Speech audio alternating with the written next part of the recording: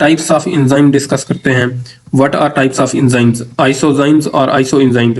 These are the enzymes that catalyse the same reaction. ये वो enzyme हैं जो सेम रिएक्शन को कैटालाइज करते हैं। बहुत से एंजाइम एक ही रिएक्शन को कैटालाइज करते हैं। They have same chemical properties but are different in their structure. They have different physical properties. अब इनकी जो केमिकल प्रॉपर्टीज है वो सेम है, लेकिन इनका जो स्ट्रक्चर है वो डिफरेंट है, यानी इनकी फिजिकल प्रॉपर्टीज डिफरेंट हैं। और जो एग्जांपल है वो है lactate dehydrogenase, alkaline phosphatase, creatine phosphokinase.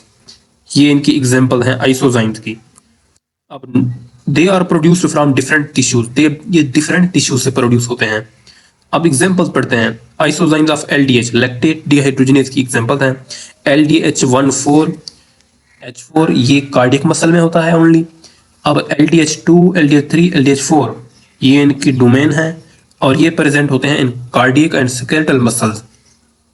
अब आता है LDH5M4, ये होता है only in skeletal muscle. Isozymes of CPK, creatine phosphokinase. अब जो CPK-MB है ये होता है इन कार्डियक मसल ओनली, और CPK-BB ये होता है ब्रेन टिश्यूज में, और CPK-MM ये होता है इन स्केलेटल मसल्स में। अब isozymes of alkaline phosphatase ALP ये होता है इन बोन्स, लिवर, प्लेसेंटा और इंटेस्टाइन में प्रेजेंट होता है। लाइसोजाइम्स क्या हैं? Lysozymes destroy the bacterial cell wall. इनका काम होता है ये बैक्टीरियल सेल वॉल को डिस्ट्रॉय करते हैं, thus provide protection against bacterial infection. ये एंटी बैक्टीरियल के तौर पर काम करते हैं। अब ये मौजूद होता है इन सलाइवा, टीयर्स, नेजल सेक्रीशन और मिल्क में प्रेजेंट होता है। जाइमोजेंस और प्री एंजाइम्स, ये प्री एंजाइम्स हैं, यानी इनको ये होते हैं इनएक्टिव एंजाइम, और इनको एक्टिव होने के लिए किसी सबस्ट्रेट या किसी एक्टिवेटर की जरूरत होती है, फिर ये कन्वर्ट होते हैं एक्टिव एंजाइम में।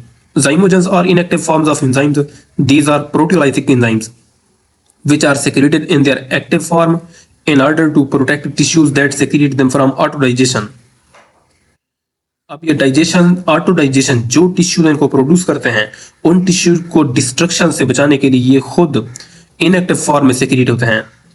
These are subsequently to the active enzymes by removing the amino acids covering their active site।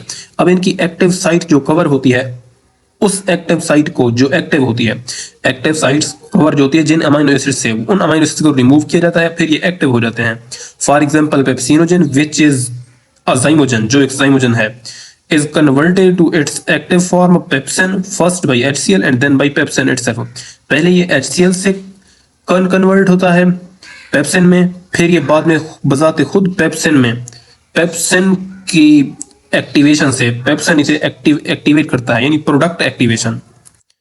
अब ये एग्जांपल है, ये रिएक्शन है, पेप्सिनोजन कन्वर्ट होगा HCl और पेप्सिन के जरिए इन pepsin. Another example of zymogens is trypsinogen। एक trypsinogen enzyme है which is ये inactive है, which is converted to its active form by trypsin first by the enzyme enterokinase and then by trypsin। पहले ये enterokinase से convert होता है, फिर trypsin से होता है। Trypsin also converts chymotrypsinogen to its active form chymotrypsin। ये है trypsinogen, कन्वर्ट होगा trypsin में by enterokinase और trypsin। अब आता है chymotrypsinogen। chymotrypsinogen कन्वर्ट होता है chymotrypsin में by trypsin। अब ऑटोकैटालाइसिस क्या है? ऑटोकैटालाइसिस ये रिएक्शन है, conversion of a zymogen by its own active form is known as autocatalysis. इसकी एग्जांपल पीछे हम पढ़ चुके हैं, जैसे पेप्सिनोजन कन्वर्ट होता है पेप्सिन में, ये पेप्सिन खुद जो प्रोडक्ट बन जाता है, इसकी जो क्वांटिटी है वो बढ़ जाती है, तो फिर ये पहले से मौजूद पेप्सिनोजन को कन्वर्ट करता है पेप्सिन में, फर्दर पेप्सिन में कन्वर्ट करता है। इसको कहते हैं ऑटोकैटालाइसिस।